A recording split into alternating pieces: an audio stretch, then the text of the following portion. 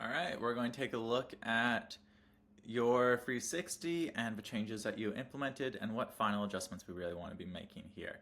So there is quite a few good changes that you made here that I'm really liking. You're coming in, and this is the new one right here. Because you're coming in more in this down position, look at how much more you're getting your chest open, your hips open. This is all looking really good. And because you have this more range of motion, look at how your chest is forward as you're snapping. This is giving you so much more range to go and generate power and generate snap off that tail, and we can really see that it's being used effectively. Your board isn't getting nearly as much pre-spin. This is telling us that you're getting a lot better upper and lower body separation, because here, as your upper body's rotating, your board's sort of rotating, your core is rotating, where because you have your upper body rotated more, you're now just rotating your upper body, and that's letting your legs stay straighter. And because of this, we're getting significantly higher up in the sky, and that is really awesome. Really good pop. There's a couple of things that are needing to be fixed. First, your axis of rotation is just a little bit off. It's really set over the tail, and it's making it so you can't really put power into it. And second, your in-run's just looking slightly uncomfortable. So let's go and fix those two problems. So the first thing I want to address is for your crouch down position. I really like that you're over-exaggerating it, but you can actually go and take a step back for it. See how your upper body's completely like down towards your legs? Let's go get into my squat down position. All you really need is this much bend here. So I want you to look at the difference between this one. See how your upper body's straight here? If you just took your upper body and angled it up to this position right here and added a little bit more bend to your legs to compensate for it, that'd be plenty. This one, you're sort of collapsing your chest all the way down to your knees, and that's just being a little bit too much range of motion you're using, and that's going to make it harder than it needs to be. So let's go somewhere in the middle of this position, and that should be pretty perfect. Still will let you get your hips open, still will let you get all the beneficial things, but without needing to feel awkward. And I do really love how early you're getting into it. But because you're going and squatting down so much, it's making it so you're pulling your upper body forward so much, it's making it that you're actually coming in very flat base. That's why you're not getting that like slight little bit of turn, where if we can see mine here, you can see that my board's slightly turning as I sink into it, where you're needing to go and actively accelerate it a bit. This just tells us that you're pulling your upper body too far forward in correlation to the legs going back, making it so your pressure isn't quite enough set on your heel edge for this heel edge approach. So what do I recommend here? Same general idea, just let's go and do this motion half as intense, and let's get onto the heels a little bit later, because that loading down onto the heels, let's go and use that to actually put more pressure onto that heel edge so you can hopefully get your board a little bit angled preemptively to that corner, and then you can go and mellow it out and have that more flat approach. The issue here is because you're squatting so much, you're now holding this flat approach for a really long period of time, where we really want the flat approach to be slightly angled. So you can delay getting into this position a little bit more and shift it a little bit more to the heels and do it around 50% as intense. That should be plenty. Then your wind up and upper body is all looking really good. But because you're going and having this extra acceleration right here, I want you to pay attention to your head. See your head right here? Now we go and put it through. Your head is still right here, but look at how much distance your board has traveled. This is making it so you're having a serious pendulum effect with your upper and lower body, and this pendulum effect is going to make it really hard to stand up tall on your board, because you sort of need to lean forward to counter the forces that are coming into play. Where if we go and compare that to mine, I'm also working on getting better at doing this acceleration earlier. This is not as late into my trip, so I actually got a little bit better at this since this clip, but you really want your acceleration to be happening like here, so that way you can have it being slower here. But notice how my upper body and legs aren't really traveling that far across, and that's letting me get that little bit of extra stand. It's not super significant and you're doing a really good job, but that's why you're feeling this is a little bit harder than it needs to be, and that's just because we are having a little bit too much acceleration right at this point here. But imagine if we had that acceleration like right here, and then we just mellowed it out with a more calm position. Then you'd be able to hold it longer, you wouldn't get as much on an edge, you wouldn't have as much pendulum effect, and that'll let you stand taller. It's also the fact, like, I'd say like this position right here is actually really similar to what you'd actually want to be in for your heel edge.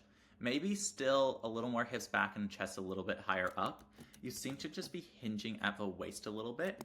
And this pendulum effect is really made more clear and apparent when you're going and having your upper body over here, just because you don't have as much mass over top of your snowboard. So it's going to be more dramatic. So that all, but other than that, everything looks really good. Your wound up position, really solid chest pulling.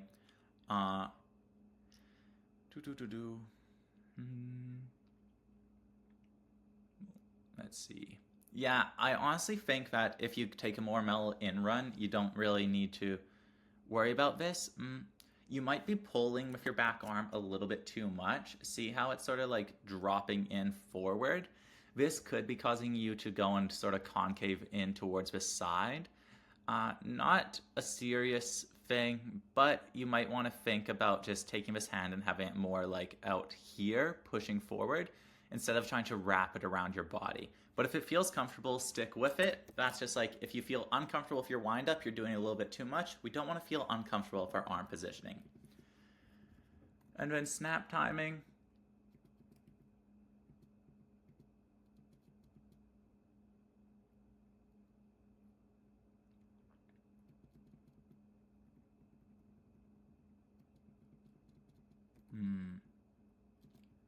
One moment. I'm just making sure I get you the best advice here. So I'd say for your snap timing, everything looks really good, but for some slight body positioning that you'll want to do in order to get a little bit more controlled, because you're getting such a tall takeoff, it's going to make it so it's more like hard to control. You can see that I'm adding a little bit of artificial curve in my upper body to make it so I have a bigger rotation point over the balls of my feet. Where you're getting a little bit taller extension, we're only seeing that little bit of dip like at the top of the shoulders. This should be fine, but if you're doing it, you need to make sure that your back arm is coming and staying up and lifting. I know we were talking about lifting the arms too much, but let's go and pull the arms lifting a little bit more again, because I really liked in this position how this arm and your chest was completely forward, leading and like pulling with a rotation, where here you can see that your arm's a little bit dropped towards your hip, your shoulder's a little closed off, so it's not helping you channel as much rotation. And this could be a big reason why you're coming in and actually like getting slightly off axis, because honestly everything looks really good. But yeah, let's go and zoom in here. Compare the two head positions. See here how your chest is leaning for rotation? That's making it so your head's connected and it's looking down. Where here we can see your chin sort of pulling and your shoulders isn't really going with it. So I think you're right. Arms a little bit too low here. Let's focus on having the arms a little bit more like this. The only thing I was talking about with the arms like that is later on in the spin, right here, where your arms are like coming up and over your head, that's just a little bit not ideal. But notice now how when you're spotting, your spot's actually going over your shoulder a little bit and this arm's drooping. This is why we're getting that off kilter. So yeah, I'm going to go back, and I actually think this takeoff position is really good, really powerful.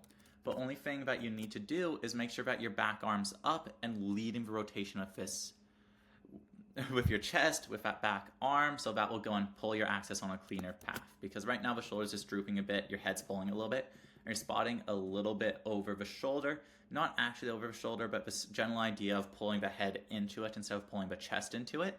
And I think that's where that axis rotation is coming from. So recap, let's go and increase the intensity of the setup carve by 50%. Let's go and get into it later and try to initiate that heel side turn sooner. And then when we're winding up, let's make sure we're only winding up to a point that feels comfortable. If this is comfortable for you, perfect. If it's a little uncomfortable, you can do a little bit less. And then when you're snapping, you can let your upper body come more forward a little bit if you want. This does have the most potential and will give you the most height. So the main thing is just make sure that back arm's leading the rotation and you're pulling with your chest. You do that combined with everything that you've been doing, and you're going to have some really fantastic backside 360s. Let's see. For this one, we can really see you're coming in, too aggressive of an... Actually, this one you're getting on the angle pretty good. Angle, angle, angle. Holding it. So this is what I mean by your positioning is a little bit more risky and hard to sustain. This is a really good takeoff position, but because your body's so straight, just because you have that little bit of extra edge pressure from that angle, it's making it so you're falling forward a little bit. And that's why you're feeling a little bit unbalanced here. You actually do a really good job with it. So this one, for the angle, I actually really like with the board, getting onto it earlier. Probably just a little bit too intense. And too intense of an angle makes it so you need to swap, and we can sort of see that your board's like pulling in. Let's check your front hip. I'd be interested to see your front knee. It looks to me like your upper body's rotating a little bit past your lower body. If this is the case, you might want to think about taking that front knee and pointing it more towards the corner of the jump, just to get those hips more open. We really don't want the upper body rotating too far past and compromising us, because that's going to make us collapse on our side, and it's going to be hard to stay strong and balanced. And then what else here? But good angle. Yeah, a little less intensity, a little taller. Yeah, it's all looking really good. I stand by my recap for the last one. What I'm tempted to do again, because I like ending the videos with it, so I will. So yeah, less intensity on the angle of the board, more preemptive edge pressure like you did in the last video, and then making sure that you're getting your hips open and not just twisting your upper body, and that's all by comfort. Just make sure you feel comfortable. It does look like your front knee might be holding you back a little bit here. And then for your throw, just focus on that arm position and shoulder positioning. The straighter you get off the takeoff, the less forgiving it's going to be, so the more dialed in we have to be with the shoulder positioning. If you had like this shoulder positioning with like this form here, it probably wouldn't have been as noticeable effects, but because you're getting such good pop here, you can really notice that little slight change of axis of having your back arm sort of cutting you off a little bit. So let me know how that goes, and let me know if you need any more feedback in the future.